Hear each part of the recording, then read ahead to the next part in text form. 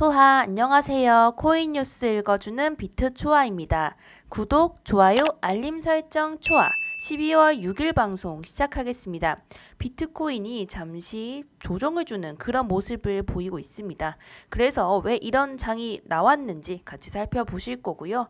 그리고 지금은 상승이 아니라 회복의 장이다라고 말씀을 드리고 싶어요. 그래서 어떤 코인들이 위주로 상승을 할 것인지, 그리고 리플2 출시에 대한 이야기를 개발자분께서 하셨는데 그것 또한 왜 그런 이야기를 했는지, 그런 것들을 다 같이 종합해서 결국에 큰 흐름을 알게 되면 어떻게 돈을 벌 수 있는지 같이 이야기해 보도록 하겠습니다.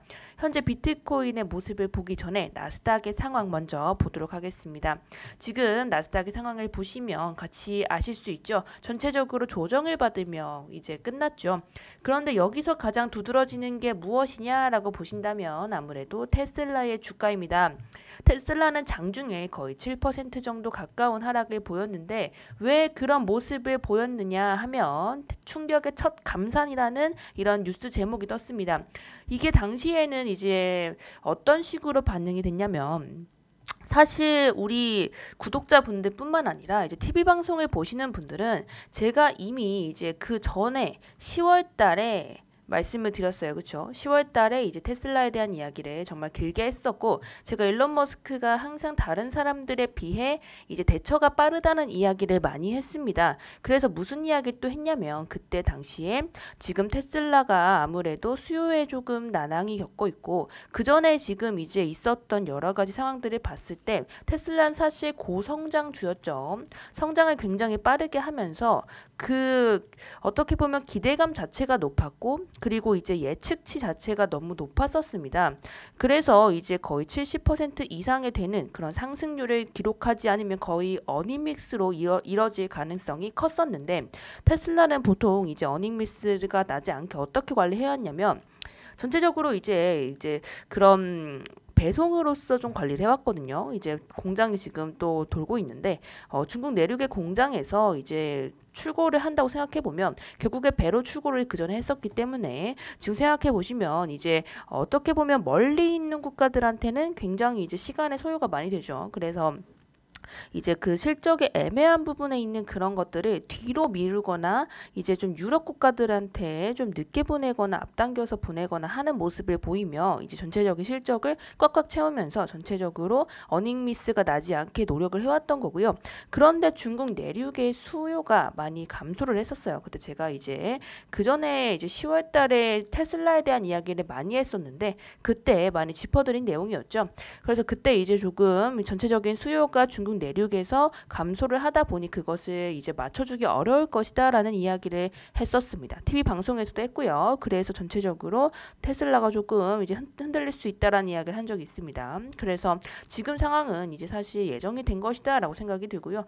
중국 역시도 지금 거의 오랜 기간이죠. 긴 시간 동안 지금 제로 코로나를 조금 완화를 하고 있다라고 해도 결국에는 아직도 이제 문호가 제대로 열리진 않았습니다. 그래서 테슬라의 충격에 이제 감산이 이제 어떻게 보면 시장에 좀 여파가 있을 수 있습니다. 왜냐하면은 고성장주인 테슬라가 이런 모습을 보인다면 다른 것은 어떠할까라는 생각이 있고요. 지금 시장에서 어떤 식으로 받아들이냐면, 50bp는 이미 정해진 수순이다라고 생각을 하시는 거고, 그 뒤에 이제 있을 것이 무엇이냐면 1월에 이제 아무래도 실적 발표가 있습니다. 그래서 산타랠리를 좀 기대하는 것은 이제 50bp가 그냥 사람들 다 예상을 하고 있기 때문에 그 전이나 이제 뭐 지금이죠. 지금 같은 때에 이제 이것이 좀 영향을 주고 좀 받고 하면서 전체적으로는 아마 1월 직전까지는 상승을 좀 보여줄 것이고, 그래서 이제 그 전의 모습들을 봤을 때 이런 문제가 있는 기사들이나 이제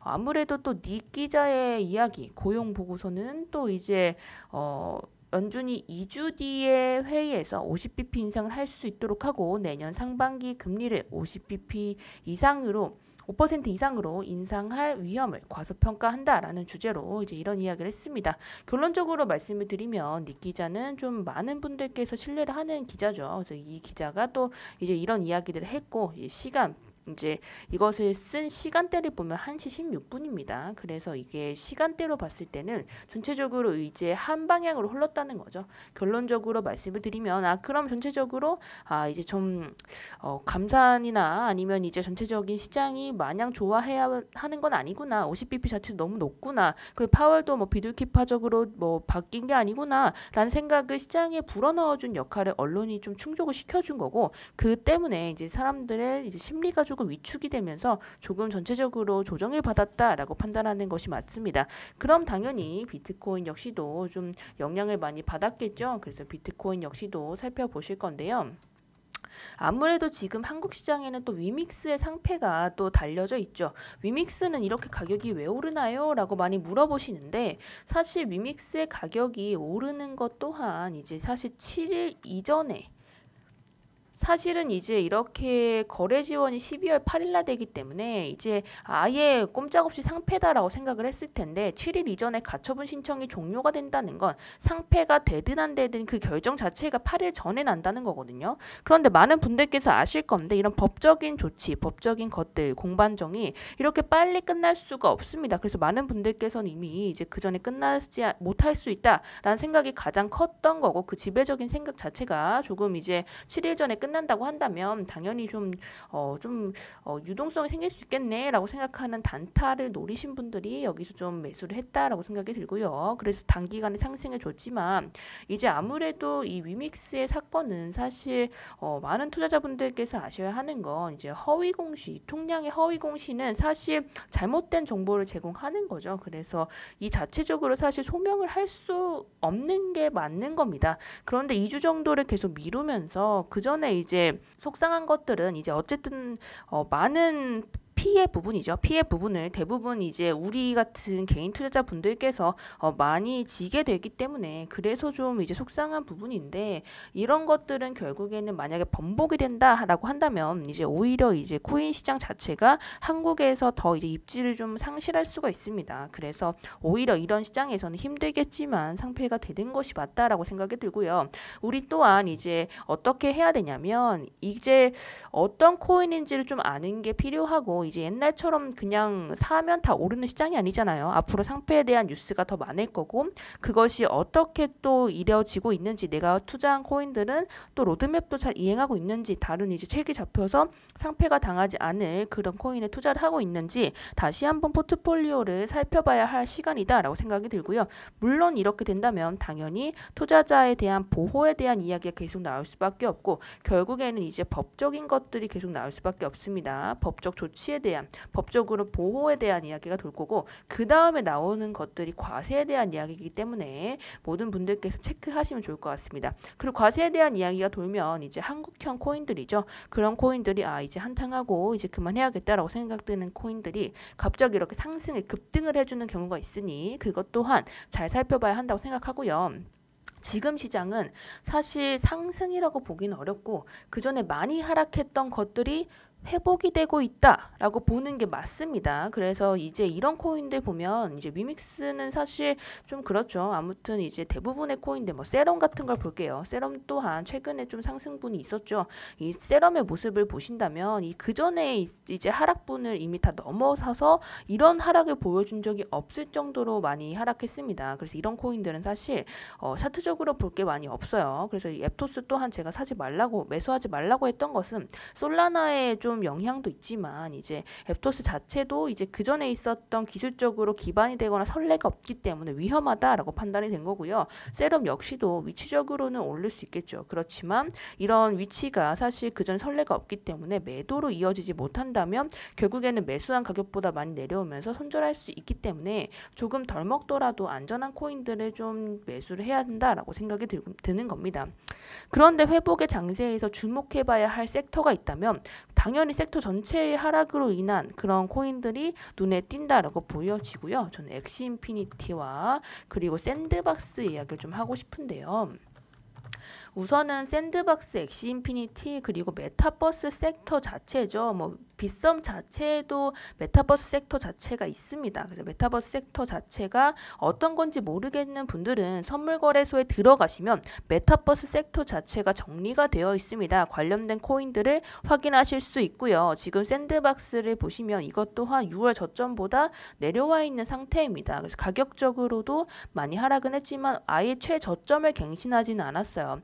엑시인피니티가 어제 20% 넘는 상승을 보였는데 샌드박스 또한 같은 섹터죠. 근데 섹터 자체가 하락을 한 이유는 지금 그냥 사는 것이 힘든데 실생활이 힘든데 무슨 가상세계까지 내가 신경을 쓰느냐라는 생각을 가지고 있는 많은 분들께서 이제 좀 매도를 했고 관련된 이제 NFT나 이제 그 안에 있는 것들을 또 매도를 하거나 하면서 이제 전체적인 하락이 불러 일으켜진 거고요. 사실 이 섹터 자체에 뭐가 문제가 있거나 하진 않습니다. 다만 이제 제가 계속 말씀드렸던 바와 같이 메타버스 섹터가 가줘야지만 같이 가주는 아이들이 있어요. 근데 지금 축구가 많이 열풍이 되면서 같이 떠올랐던 게 NFT인데요.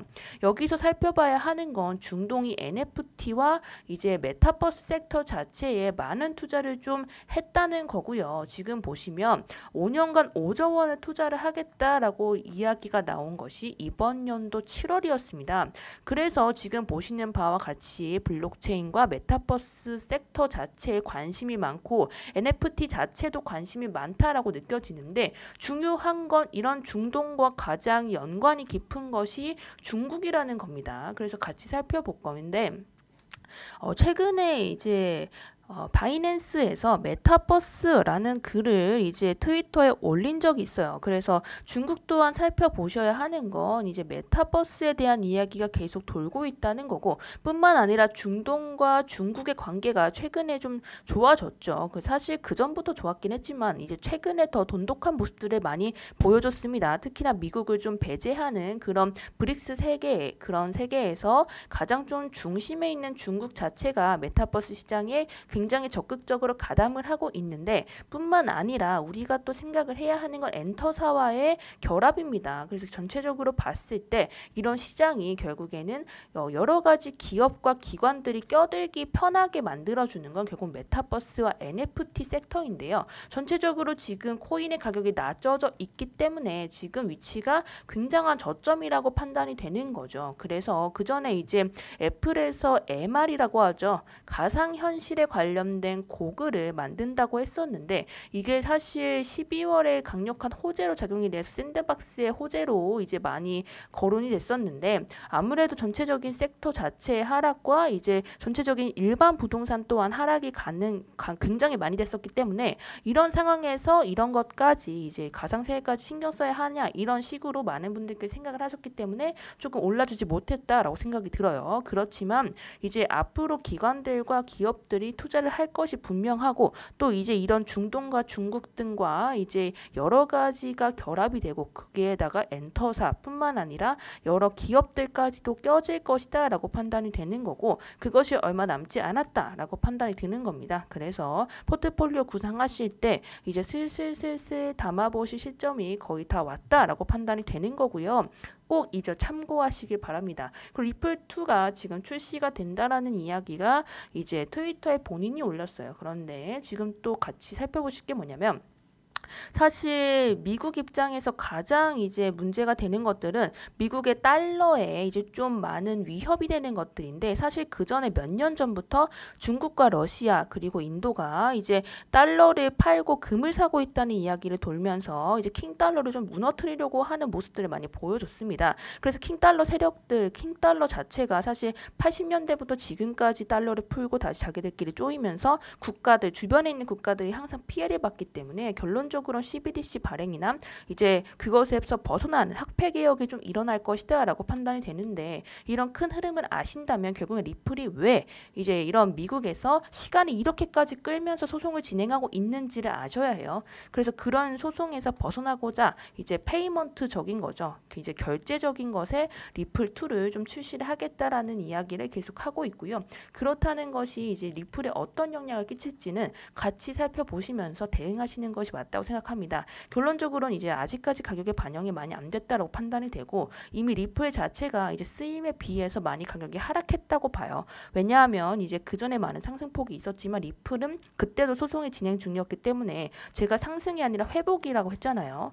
결론적으로는 이런 관련된 코인들이 상승을 많이 못 해줬었던 코인들이고 회복과 그리고 관련된 기관들, 기업들 역시도 연결이 많이 되고 사용처가 분명해진다면 이제 그런 코인들 역시도 이제 상승으로 가져갈 수 있다라고 판단이 되고요. 특히나 이렇게 전체적인 장이 안 좋아질 때는 결국에는 이제 기본으로 돌아가는 성향이 있어요. 그런데 그 기본이 결국엔 코인의 기본은 결제 그리고 송금 결국 페이먼트라는 거죠. 지불에 있다는 거고 그 지불을 충족시켜주는 것이 과연 누구이냐 그래서 그 사용처는 누구이냐라고 봤을 때는 사용처는 메타버스죠. 그리고 사용처는 메타버스고 지불이 되는 코인들은 이제 앞으로 채택이 되겠지만 뭐 폴리곤이라든지 이더리움 계열이라는 거죠. 이더리움 계열 아닌 도지, 리플 이런 식으로 사용이 많이 될 수 있는 가스비가 저렴하고 이제 좀 유동성이 있을 정도로 속도가 빠른 그런 코인들이다라고 아신다면 결국엔 포트폴리오 구성을 어떻게 해야 하는지 당연히 나오는 거죠.